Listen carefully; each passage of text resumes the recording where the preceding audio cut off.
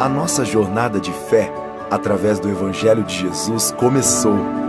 Cremos que o ungido de Deus se fez o pão da vida, habitou entre nós, nos convidou a sentar à mesa com Ele e desfrutarmos da Sua palavra, presença e poder. Juntos, nós vamos refletir sobre o memorial da Santa Ceia do Senhor e o significado profético dos seus elementos para as nossas vidas hoje. E na segunda semana de Quaresma, vamos trilhar uma jornada sobre a última ceia de Jesus, celebrando em comunhão e alegria o seu amor por nós. Para acompanhar a mensagem e os versos usados, temos um esboço digital para você no aplicativo Igreja da Cidade, disponível para Android e iOS, e também em nosso site, que pode ser acessado pelo QR Code. Abra seu coração e coloque sua atenção no que o Espírito Santo vai falar com você por meio dessa mensagem. Seja bem-vindo e vamos celebrar o poder da entrega de Jesus, agradecendo a sua jornada sacrificial por cada um de nós nesses 40 dias, nos preparando para a Páscoa do nosso Senhor.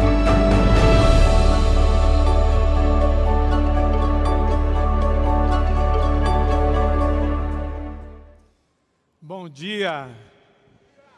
Que alegria podemos estar em mais uma mensagem da nossa Quaresma, uma preparação para a Páscoa, um movimento de fé, de conexão, de intimidade com Deus. Eu tenho certeza que eu e você seremos completamente transformados. Afinal de contas, não tem como a gente abrir a palavra de Deus e não ser transformado por ela.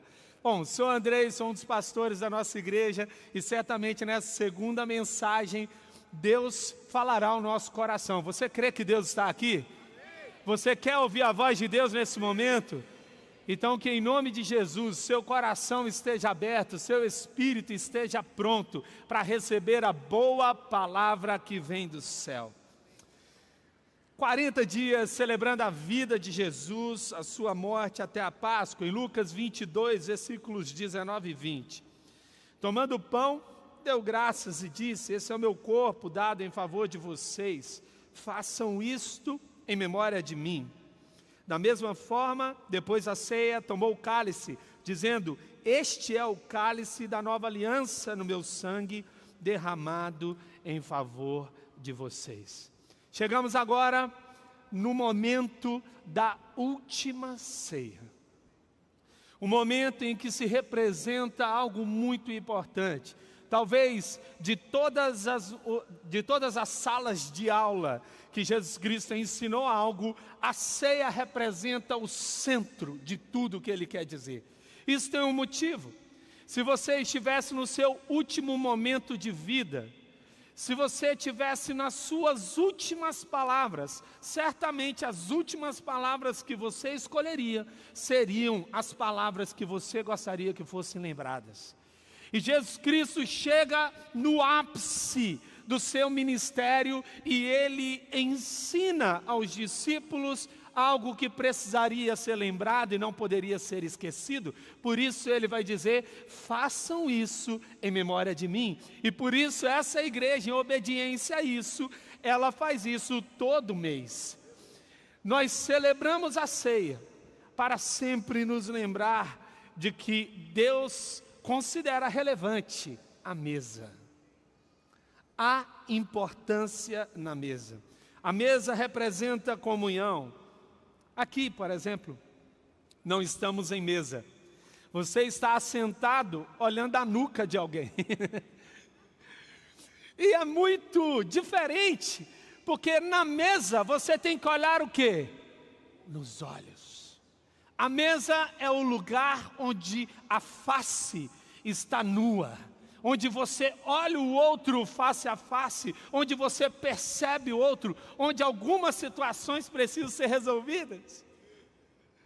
A mesa é um lugar tão importante que no Antigo Testamento nós vamos ter a mesa da proposição. Na mesa da proposição vão ter 12 pães, representando as 12 tribos de Israel. Essa mesa ela era preparada pelo sacerdote e não poderia ser acessada por qualquer pessoa. É interessante que Davi vai ter um momento em que ele vai comer um desses pães aqui, e no Novo Testamento vai ser lembrado sobre esse momento, de tão diferente que era. Mas há um outro momento em que a mesa se torna relevante, que é a mesa da ceia. A mesa da ceia é preparada pelos discípulos de Jesus, que recebem as orientações e direções, e quando eles preparam a mesa, ali Jesus Cristo diz que havia um significado maior do que mais uma ceia que eles talvez tivessem comido durante todo o seu tempo ministerial. Aproximadamente 3 anos que Jesus Cristo passou intensamente com esses 12 homens. E ali é preparada a mesa. Mas quais seriam as diferenças entre elas? Primeiro, uma diferença de contexto. Uma era no tabernáculo, depois foi no templo. Agora com Jesus, era a última Páscoa, era a representação central do seu ministério. Havia um significado. A primeira, essa mesa da proposição, representava a presença contínua de Deus com o povo de Israel. Enquanto estivesse aquela mesa, era como se Deus estivesse falando com o povo: eu vou estar com vocês. Mas Jesus Cristo, Ele está conosco, e essa mesa agora da ceia representa a nova aliança. Existe um elemento central na mesa da proposição: 12 pães, representando 12 tribos de Israel. Existe um elemento central quando nós olhamos para a mesa da ceia: o pão representa o corpo, o vinho representa o sangue. Isso significa que eu e você, em Cristo Jesus, somos lavados e redimidos de todo o nosso pecado. Significa que o nosso passado não exerce mais poder sobre a nossa vida, porque quem anda com Jesus tem mais futuro do que passado. Quem anda com Jesus está conectado com o Rei dos Reis, Senhor dos Senhores. Essa mesa, ela é uma representação de que não há nada no céu e na terra que seja capaz de nos separar do poder do amor que está em Cristo Jesus, o nosso Senhor. A verdade é que essa mesa, essa expressão de intimidade, ela era uma expressão diferente. Porque enquanto no Antigo Testamento havia ali nenhum lugar para se assentar, não havia espaço para se assentar. Mas na mesa da ceia, mesmo não sendo um lugar onde se tinha cadeiras, havia espaço, porque aquele momento Jesus Cristo estava querendo dizer: olha, enquanto no Antigo Testamento a mesa da proposição era uma mesa de conexão vertical com Deus, a mesa da ceia representa algo completo. Ela é uma proposição vertical, mas também horizontal. Eu com o meu próximo e eu com Deus. Então, nesse movimento especial de Deus, Jesus Cristo vai estar com os discípulos. Em Marcos 14, 18 vai falar sobre isso. Quando estavam comendo reclinados à mesa, Jesus disse: digo que certamente um de vocês me trairá, alguém que está comendo comigo. Nesse momento, a Bíblia diz que Jesus se reclina sobre a mesa. Há um tempo maior que ele vai passar, ok? No Antigo Testamento, em Êxodo, nós vamos ver que há indicações de Deus para que eles comam rápido, porque eles precisam sair no momento do cativeiro no Egito. Vocês precisam sair, então comam rápido, porque quando for o momento, vocês precisam ir embora. Mas agora não é a mesa da fuga, é a mesa da aliança. E na mesa da aliança a gente não pensa em ir embora, a gente pensa em permanecer. Na mesa da aliança eu penso em ficar. Na mesa da aliança eu penso em quando eu posso retornar e permanecer neste lugar para sempre. Uau! Mas eu queria aprofundar com você um pouco mais sobre esse tema, lendo os versículos que estão destinados a essa mensagem de hoje. Marcos 14, de 12 a 26. Se você quiser acompanhar na sua Bíblia, você pode acompanhar. Marcos 14, de 12 a 26. No primeiro dia da festa dos pães sem fermento, quando se costumava sacrificar o cordeiro pascal, os discípulos de Jesus lhe perguntaram: aonde queres que vamos e te preparemos a refeição da Páscoa? Então ele enviou 2 de seus discípulos, dizendo: entrem na cidade, e um homem carregando um pote de água virá ao encontro de vocês. Sigam-no. E digam ao dono da casa em que ele entrar: o mestre pergunta: onde é o meu salão de hóspedes, no qual poderei comer a Páscoa com os meus discípulos?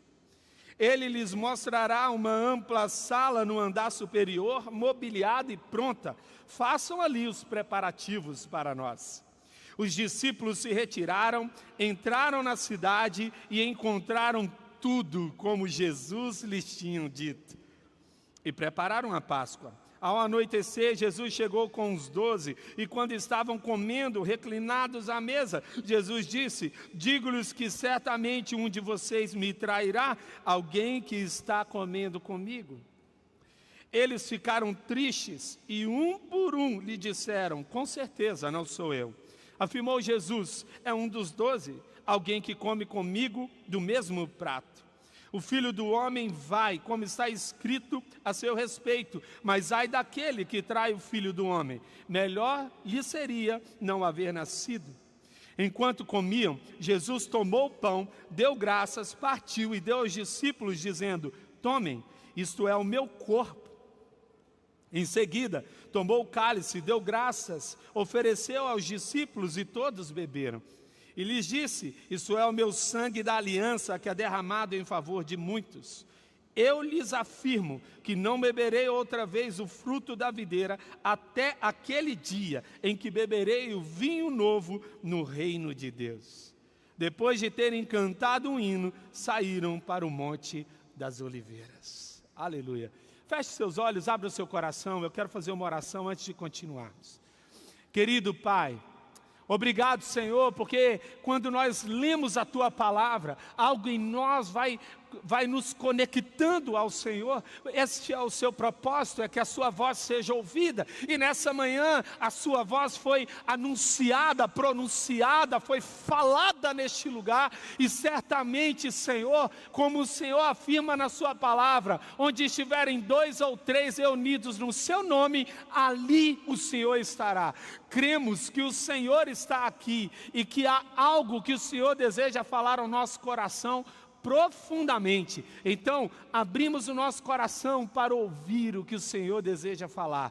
Que esta mensagem produza efeito hoje e para sempre sobre a nossa vida, sobre a nossa família, sobre aqueles que estão perto. Que essa mensagem não pare em nós, mas por meio de nós continue ecoando vida, poder e graça. Assim nós oramos no nome de Jesus. Amém, amém e amém.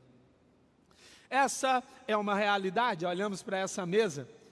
O pastor Carlito falou na celebração anterior que essa mesa que certamente era muito mais bonita ali do que a mesa de Jesus, por alguns motivos. O principal talvez é que essa mesa não foi preparada só por homens. Amém? Aleluia. Então tem um olhar aqui todo especial nessa mesa. Uma mesa bem preparada, linda, com toda a sua exuberância. Mas a verdade é que a parte central dessa mesa não está nem na exuberância dos elementos que estão aqui, mas está no que ela representa. Certa vez tive a oportunidade de participar da ceia no Cairo, no Egito, com o pastor Samé, e ele disse o seguinte: quando Jesus se assenta na mesa, não existe nada mais relevante do que a presença dele. A gente está olhando apenas para ele. Eu não quero saber se o meu irmão é diferente de mim. Eu não quero saber as coisas que me incomodam no meu irmão. Os meus olhos estão no autor e consumador da minha fé. E enquanto os meus olhos estiverem em Jesus, os meus pés estarão no meu destino. Enquanto eu estiver olhando para Jesus, a minha vida está focada nele. Essa é de fato uma realidade. A mesa sempre foi algo importante. Davi foi escolhido a uma mesa em 1 Samuel 16. Davi incluiu Mefibosete para se sentar à mesa, um filho de Jonatas, que tinha uma deficiência, e ele coloca o filho de Jonatas lá e diz o seguinte: até o fim da sua vida você vai comer na mesa do rei. Uau! Jesus perdoou Zaqueu na mesa de sua casa, em Lucas 19. Jesus celebrou a última ceia com seus amigos à mesa, amigos e discípulos à mesa, em Marcos 14. A verdade é, quem você está escolhendo para se assentar com você na sua mesa?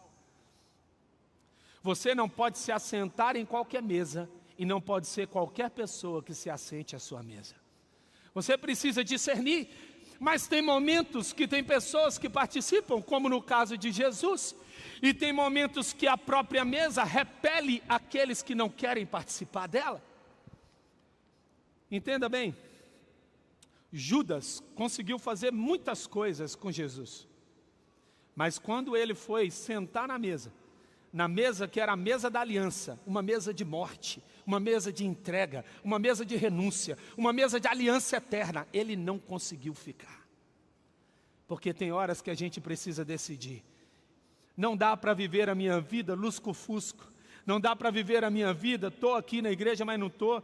Eu tenho uma vida duvidosa. É como se Deus estivesse dizendo hoje nessa mesa para você: e aí, qual decisão você vai tomar? Vai correr da mesa ou vai sentar à mesa? Você decide permanecer ou decide sair? Como tem sido seu relacionamento com Deus? Como tem sido seu relacionamento com as pessoas que estão com você? Bom, o que podemos aprender com tudo isso? Eu quero deixar 4 princípios para a sua vida.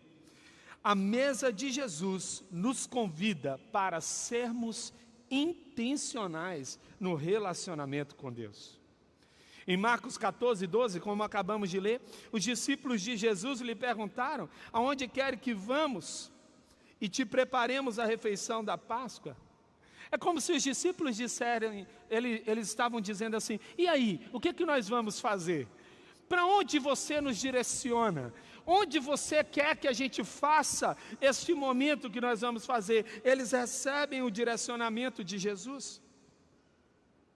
A verdade é que a gente precisa ser intencional. Eu quero me assentar à mesa de Jesus. Eu cresci não vivendo algumas perseguições que os meus pais viveram ao Evangelho. Na minha época, eu posso considerar que já era muito mais simples viver o Evangelho no Brasil. Mas teve uma época que não era tão simples, não era fácil, havia muita perseguição. E há um fato que eu me pergunto muitas vezes, é se a gente tem consciência ou se a gente está aderindo a um movimento social de se juntar e ouvir uma boa palavra para recarregar energia. Você não está aqui para recarregar a sua energia. Jesus Cristo está aqui para mudar a história da sua vida, antes dele e depois dele. Quando Jesus entra na sua vida, não dá para permanecer o mesmo, não dá para ficar do mesmo jeito. Certa vez ouvi uma história de um grupo de pessoas que se reuniam para orar num ambiente de perseguição. E naquele ambiente de perseguição, eles tinham que se reunir numa casa isolada no meio do mato. E eles estavam lá, fecharam a porta e estavam orando. E de repente, apareceram policiais e bateram na porta. E eles abriram a porta. E aqueles policiais perguntaram: vocês estavam fazendo o que aqui? Estavam orando? Alguns deles responderam: não estamos fazendo isso. Ele falou assim: eu vou dar uma chance para vocês. Quem de vocês estiver orando vai ficar nesse quarto, mas quem disser que não está orando eu libero para ir embora. E então quase todos foram, ficaram apenas um.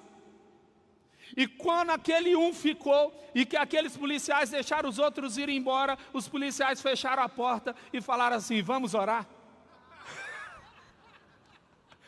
Você sabe por quê? Porque você precisa escolher pessoas que estão dispostas a morrer por uma causa. a morrer por Ele, a se entregar por Ele. A vida cristã não é sobre aderir a uma mensagem de desenvolvimento pessoal, mas é sobre um processo de quebrantamento, onde a glória de Deus se manifesta, onde Ele é o foco, Ele é o alvo, Ele é o centro, tudo por Ele, por meio dEle, por causa dEle e para Ele.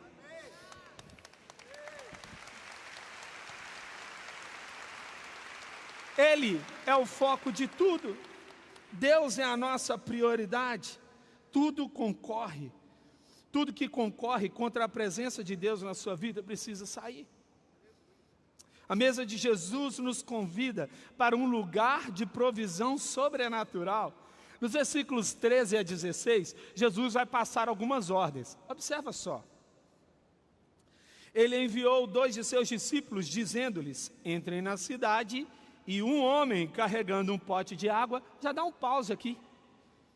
Um homem carregando um pote de água. Naquela época, homens não carregavam potes de água. Isso era algo que uma mulher deveria fazer. Então Jesus Cristo já estava dizendo: o que eu vou pedir para vocês já não é tão comum quanto vocês estão acostumados a ver. Jesus Cristo deixa elementos para que os discípulos reconheçam. Naquela época não tinha marca de roupa. Todo mundo vestia a mesma coisa. Se Jesus falasse assim: olha, tem alguém aí carregando água, tem um monte de gente carregando água. Então Jesus Cristo deixa elementos para que não haja um erro, para que eles saibam quem procurar. E a palavra de Deus diz que aquilo já começa a se desenhar. Tudo o que Jesus Cristo tinha dito. No versículo 15 e 16, vai dizer: os discípulos se retiraram, entraram na cidade e encontraram tudo como Jesus lhes tinha dito. E prepararam a Páscoa. Jesus dá orientações para nós. O texto diz que esse lugar estava mobiliado e pronto. Você consegue imaginar isso?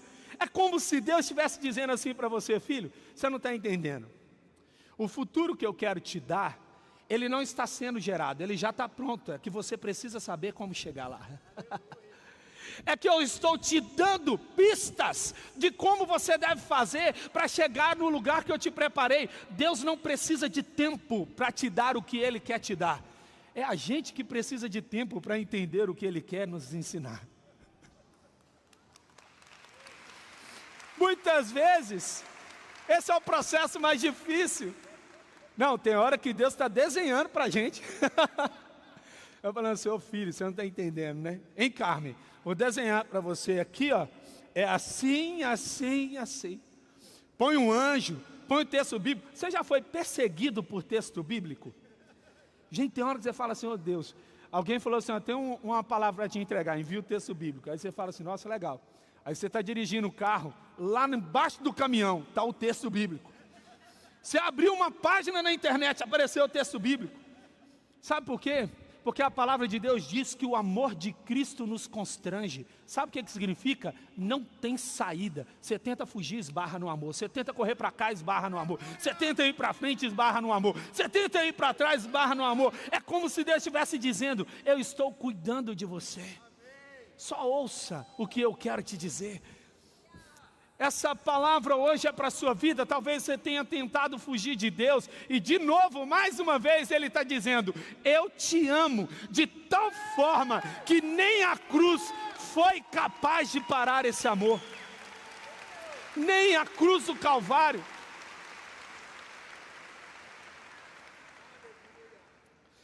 Estar à mesa com Jesus é receber essas orientações. É Jesus que escolhe o que a gente vai comer. Lá em casa, tem esse negócio: eu vou comer o que? Papaizinho fala assim: oh, aqui não é restaurante. Prepara o que? É o que está na mesa. O que está na mesa é o que se come.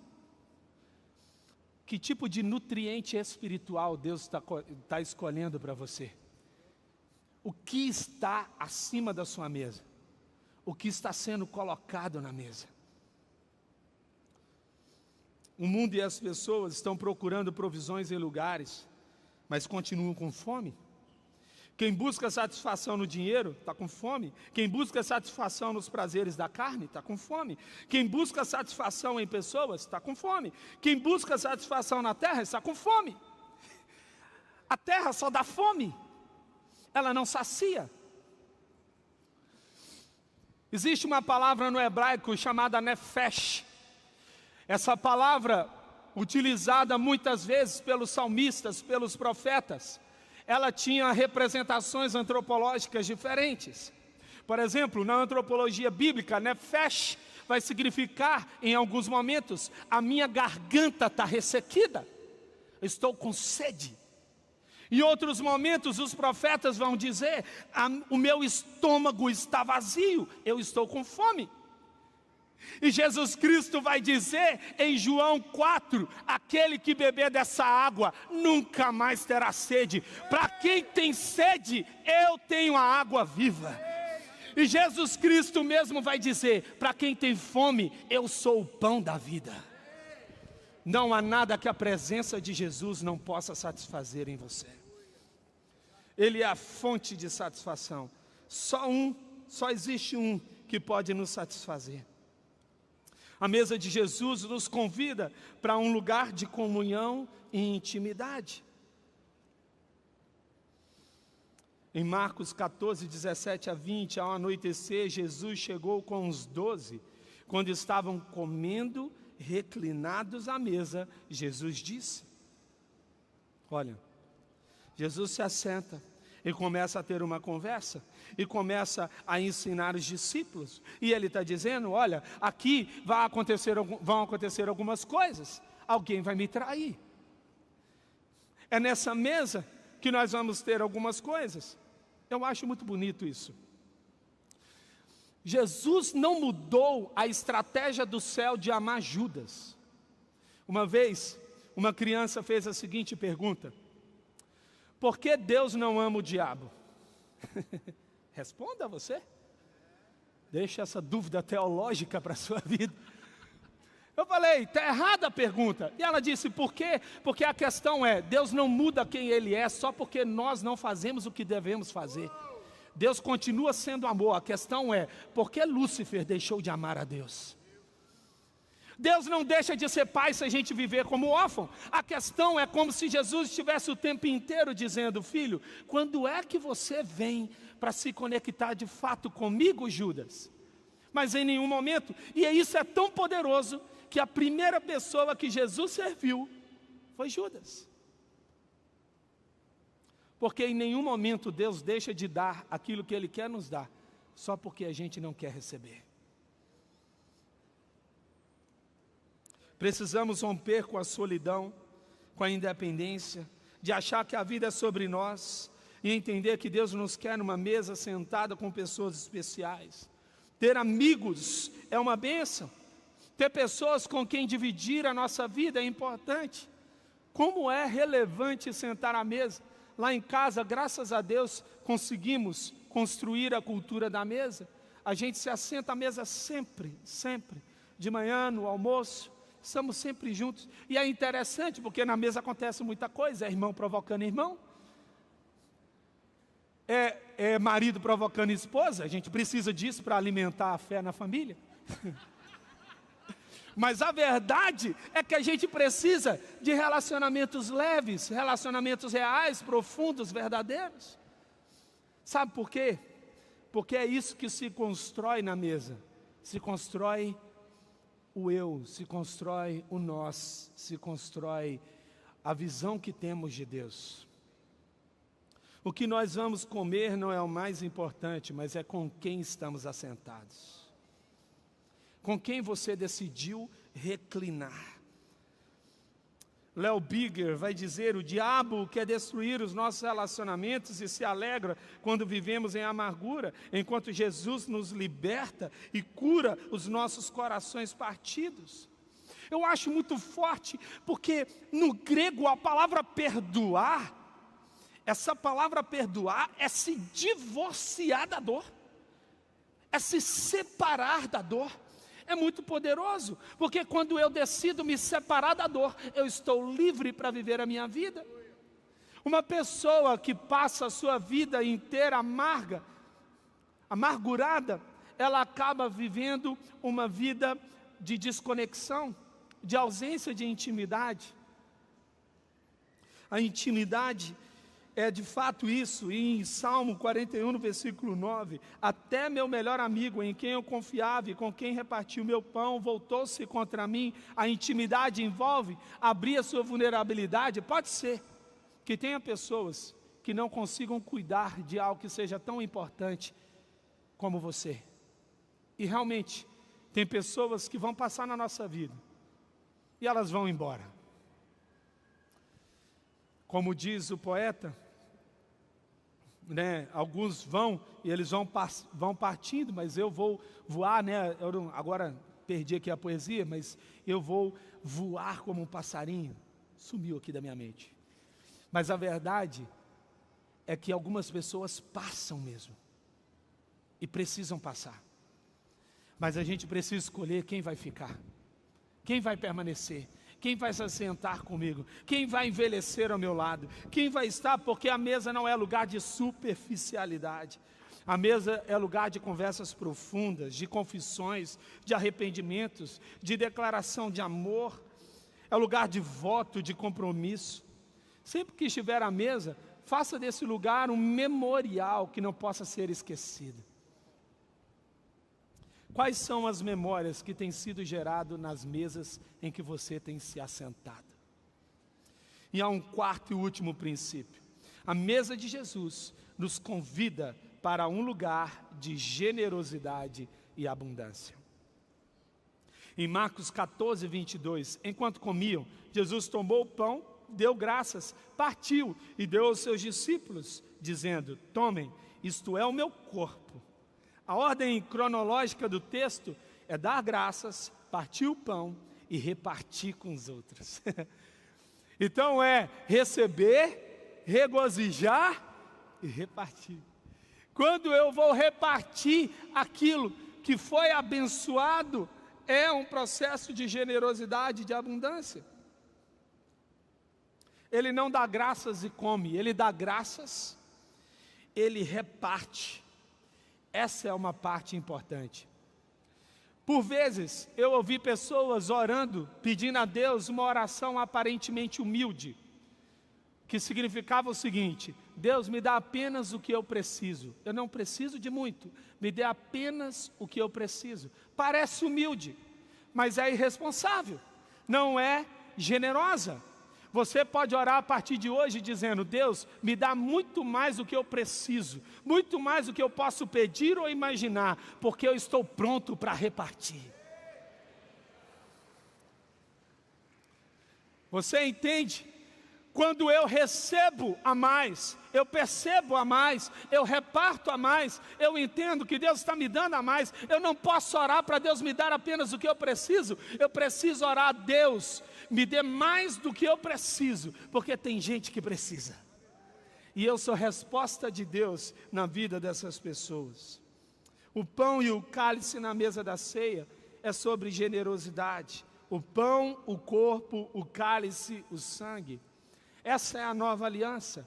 A nova aliança é uma entrega, a nova aliança é uma renúncia. É Deus dizendo: olha, eu não levei em conta o fato de ser Deus, eu me fiz carne, eu estou entre vocês, mas não apenas isso, eu estou fazendo uma aliança com vocês.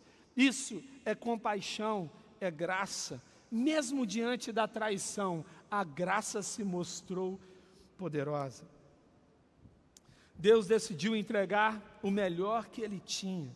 Em João 3,16, na paráfrase a mensagem está escrita assim: Deus amou tanto o mundo que deu seu filho, seu único filho, pela seguinte razão: para que ninguém precise ser condenado, para que todos, crendo nele, possam ter vida plena e eterna.